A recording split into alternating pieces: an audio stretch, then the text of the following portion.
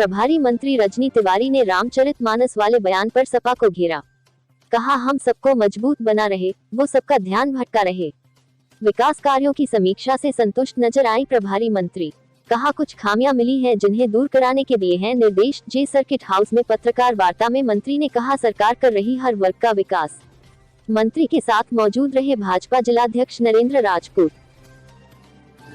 इसका किराया बढ़ाया गया है, तो अखिलेश यादव ने ट्वीट किया था और उन्होंने कहा कि इन्वेस्टर समिट में इसका पैसा इस किराया बढ़ा के निकाला जा रहा है।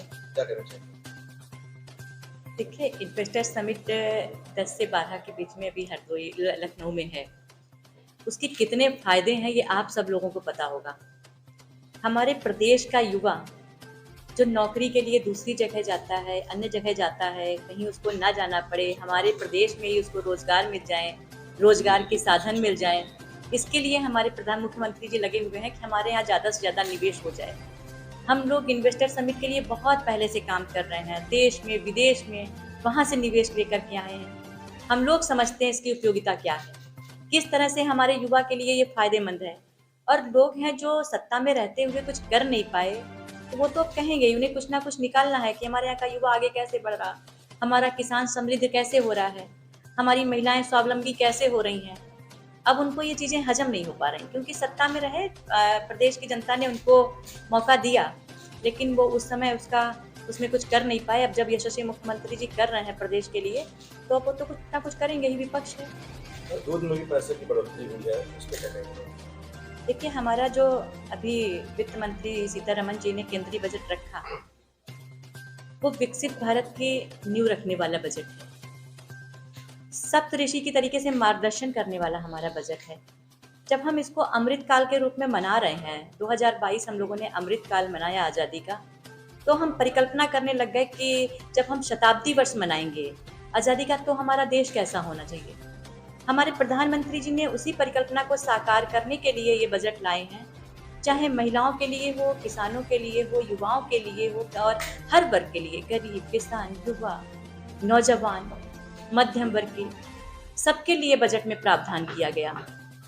हमारी स्थिति पहले क्या थी और अब क्या हो गया, उसको आप देखिए। हम 10वें से 5वें बड़ी अर्थव्यवस्था बन गए। जिस ब्रिटेन ने हमारे ऊपर 200 वर्षों तक राज किया, उसको पीछे छोड़, जहाँ पे सड़कें खराब हैं, अभी तो हमने कोई ऐसी सड़क नहीं देखी। और लेकिन हाँ, हो सकता है, ऐसा नहीं, आप बता, हो सकता है सड़कें खराब भी कहीं कहीं पे हो। जहाँ पे भी खराब है तो वहाँ पे उसको सही किया जाएगा। हम लोग इसी पे काम कर रहे हैं। हमारे उत्तर प्रदेश की सरकार माननीय मुख्यमंत्री योगी आदित्यनाथ जी के नेतृत्व में लगातार प्रयास कर रही है कि हमारा विकास होता रहे, कानून व्यवस्था होती रहे।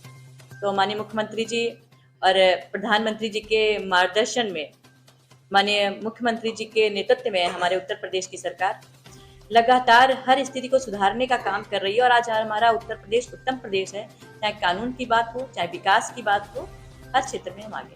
दिल्ली में नाम बदलने को लेकर अभी अपने हिसाब से एक सवाल पूछा गया था कि नाम बदले जाने को लेकर आप क्या कहते हैं, तो उन्होंने कहा था कि नाम बदलने को, किसी का सुसु घर तो कुछ भी रख दो, कुछ भी रख सकते हैं बीजेपी के लोग, वो ऐसे नाम वो सपोर्ट कर रहे हैं जैसे नाम जो पहले रखे गए हैं उनको जो सपोर्ट करते दिख रहे हैं, तो उस पर क्या कहना है आपका? इसमें आप बताओ क्या कहा जाए, हमसे कुछ ना कहलवाइए। सुसु घर उन्होंने बोल दिया था कि, हमने बोला ना कि इस पे हम कुछ नहीं कहना चाहेंगे। हमने आपको बताया कि हमारी सरकार की क्या योजनाएं हैं, क्या नीतियां हैं, किस पे हम काम कर रहे हैं, हमारा देश विश्व में किस तरह से महाशक्ति बने, इसके लिए हम लोग काम कर रहे हैं। हम लोग हमारे जो क्या संकल्प हैं, किस तरह से हम महाशक्ति बने, किस तरह से विश्व गुरु हम बने, उसके लिए हम काम कर रहे हैं। उन्हीं के विषय में हमने आपको बताया। कन्नौज में कई गौशाले हैं जहाँ जानवर खा रहे हैं, कई बार फिल्म आ चुकी है लोगों के, उस पे क्या करें? जानवर कई कुत्ते खा रहे हैं, मतलब कई गौशाले ऐसी हैं। हमको आप बताइएगा, जहाँ जहाँ आप लोग बताएंगे वहाँ भी हम चलेंगे। कई गौशाला में हम गए भी, और हम आपके साथ में चलेंगे जहाँ पे आप बताओ, वो स्थितियों को सुधारा जाएगा। हमें जहाँ आप बताओगे हम वहाँ चलेंगे। हमें तो जहाँ आप लोगों ने बताया हम वहाँ गए नहीं। हमारे तो जो कार्यकर्ता पदाधिकारियों ने बताया हम वहाँ पे गए। आप जहाँ बताएंगे वहाँ भी हम जाएंगे। हमारे मुख्यमंत्री जी ने हम लोग को निर्देश दिए हैं कि प्रदेश, तो अभी भी किसी तरह की कोई माफी नहीं मांगी गई, बल्कि बयान पे अड़े हुए, तो आप किस तरह से लेते हैं? देखिए, हमने आपको बताया कि हमें दिख रहा है कि विश्व में हमारा देश कैसे मजबूत बने, महाशक्ति के रूप में हमारा देश कैसे आगे बढ़े, हम इसके प्रयास में लगे हैं। हम हर तबके को मजबूत करने में लगे हुए हैं। तब उनको लग रहा है कि देश की जनता का ध्यान कैसे भटकाया जाए। वो इस तरफ लगे हैं कि देश की जनता का ध्यान भटका दिया जाए। उनकी बातों पे हमारा दिमाग नहीं जाता है। हम बस यही सोचते हैं कि हमारा युवा कैसे आगे बढ़े, हमारा देश कैसे समृद्ध हो। वो सिर्फ लोगों का ध्यान भटकाने के लिए ऐसी खबरें चला रहे हैं। कन्नौज आलू बेल्ट माना जाता था, तो आलू के लिए क्या नई तकनीक लाई जाएगी जिससे किसानों को फायदा मिल सके?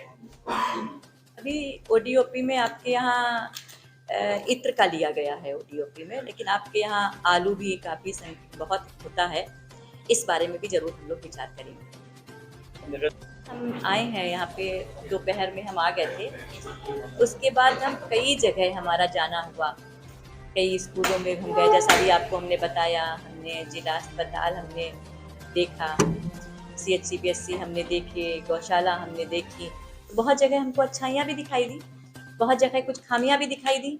हमने समीक्षा बैठक इसीलिए की कि किस तरीके से कौन सी योजनाएं हमारी चल रही हैं और जिसमें जो भी खामियां हैं उसको दुरुस्त किया जाएगा। इसीलिए हमारी समीक्षा बैठक निकल रही। मैम, जिला अस्पताल में ट्रॉमा सेंटर शुरू हो चुका था, लेकिन वहाँ पर डॉक्टरों की कमी है और जो वहाँ के सीमा से वो भी इस बात को करते हैं, तो डॉक्टरों की अगर कमी पूरी हो जाए तो वो चालू किया जाए। कल हमने इस विषय में जिलाधिकारी से बात की। इससे पहले भी सरकार ने दो प्रभारी मंत्री आए और दिल्ली में और फॉलो अप करने पर क्या पाया?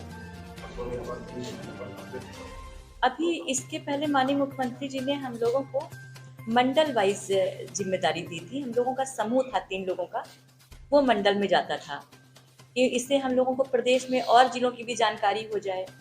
तो हम लोग भी गए थे, लेकिन अब प्रभारी बना करके माननीय मुख्यमंत्री जी ने पहली बार भेजा है, तो उसी क्रम में हमको कन्नौज में आना हुआ। पहले हमारा दूसरी व्यवस्था माननीय मुख्यमंत्री जी के द्वारा दी गई थी, वो मंडल की थी, लेकिन प्रभारी जो माननीय मुख्यमंत्री जी ने बनाया है वो इस समय हम लोगों को बनाया है और उसी व्यवस्था के तहत हमारा आना हुआ। अब हमारी जिम्मेदारी यहाँ पे तय हो गई है कि हमको देखना है कि यहाँ पे सरकार की योजनाएं किस तरह से चल रही हैं, लोगों को उसका लाभ मिल पा रहा है कि नहीं मिल पा रहा है।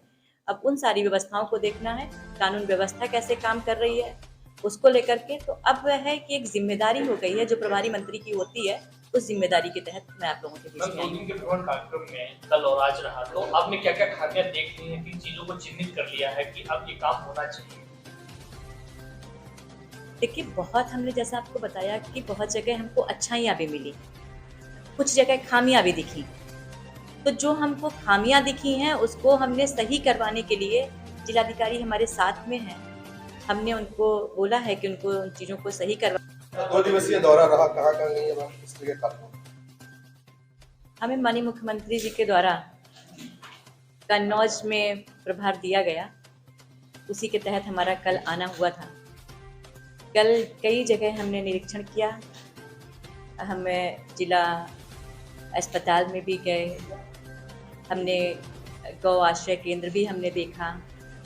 उसके बाद में हम आज भी कई जगह गए, वन स्टॉप सेंटर हम गए, आज भी हम हॉस्पिटल में गए, प्राइमरी स्कूल भी हमने देखा, डिग्री कॉलेज भी हमने देखा। हमने आज सुबह उठ करके भी मलिन बस्ती का भी निरीक्षण किया, कल भी हम गए थे वहाँ पे।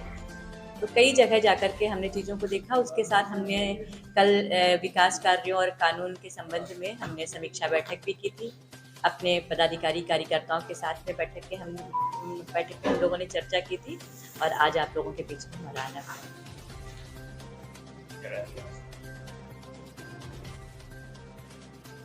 पंडित विद्वान है और हम तो कहते हैं कि सृष्टि की रचना ईश्वर ने की, तो सब कुछ ईश्वर के हिसाब से ही सारी चीज़ें होती हैं।